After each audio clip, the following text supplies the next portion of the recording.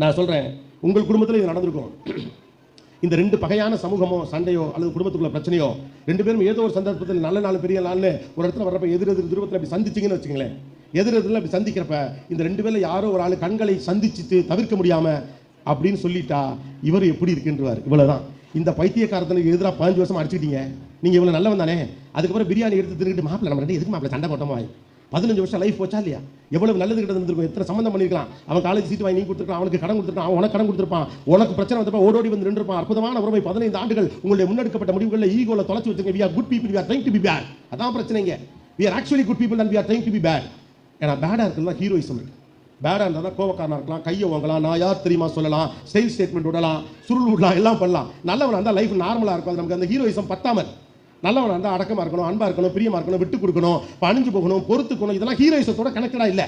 அப்போ நீங்கள் கெட்டவனாக இருந்தால் தான் ஹீரோயிசக்காக இருக்க முடியும் நீங்கள் நினைக்கிறீங்க. இன்னும் நீங்கள் நல்லவனாக இருக்கிறது கெட்டவனாக நீங்கள் மேட்டே கிடையாது. நீங்கள் நல்லா இருக்கீங்களா இல்லையாங்கிறது மட்டும்தான் மேட்ரு. சரின்னு ஒன்று இருக்குது, நல்லதுன்னு ஒன்று இருக்குது.